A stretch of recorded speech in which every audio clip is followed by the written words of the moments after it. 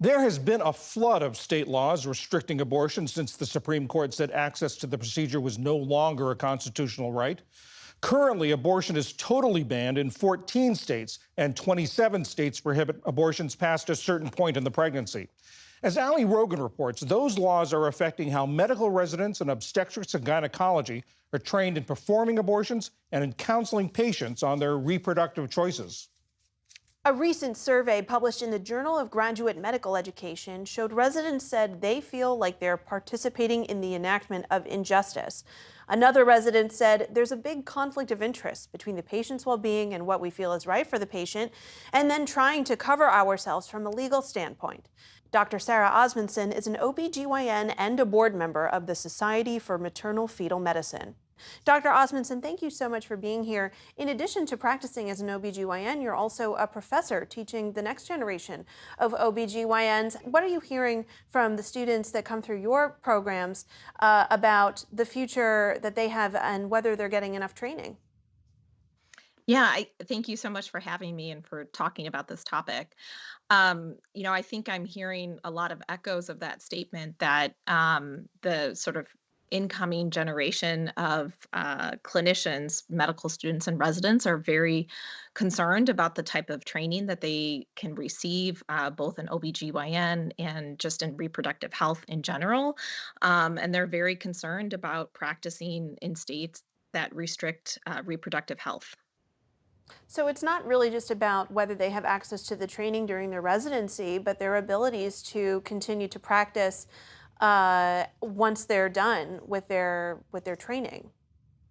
Yeah, absolutely. And I think it's also important to understand that there are technical procedures that our residents learn during training, and these are procedures that we use for all types of healthcare. Dilation and curettage is used for miscarriages. It's also used for abortion care, for the full spectrum of reproductive health care. But I think the bigger picture is being able to have open and frank discussions with patients and being able to really offer them all the care within our states and within our institutions.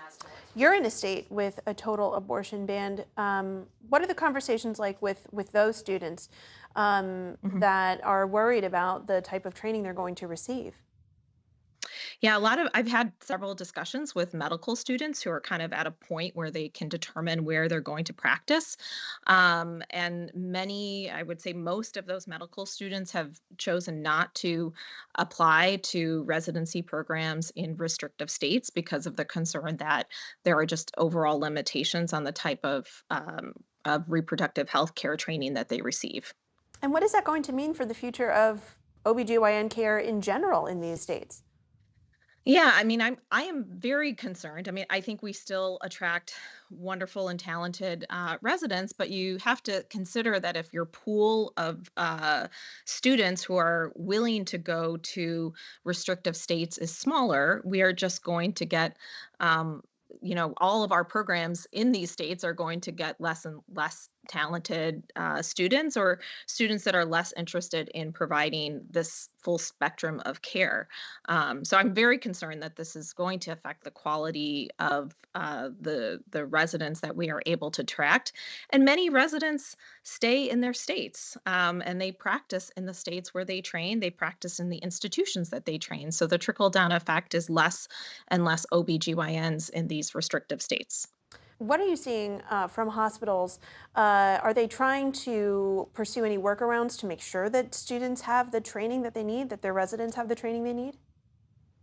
Yeah, and I think a lot of training programs are trying to find those workarounds, and there certainly are options to send trainees out of state to receive specific, like concentrated time periods where they learn skills. But I think, if I reflect back on my residency training, reproductive health care, including abortion, was a part of every element of training that I had. And it wasn't just something that I did in a span of like a month rotation. It was part of every single rotation. And so I'm concerned that even if we are able to provide sort of the technical expertise, we lose out on um, certainly the full volume of care, but also on the counseling and decision making that comes around being able to offer that care within our institutions. And how do you feel about students like the ones that we read about in the intro who are feeling like they have to choose between what's right for their patients and shielding themselves from legal liability? I completely understand this. I think this is exactly what physicians like myself are feeling. They are just reflecting kind of what we experience every day, where there is definitely a tension between what we know is the right medical decision for patients, and then what type of decisions could impact our freedom um, and our profession in general. Dr. Sarah Osmundson, OBGYN and a board member of the Society for Maternal Fetal Medicine, thank you so much for joining us. Thank you.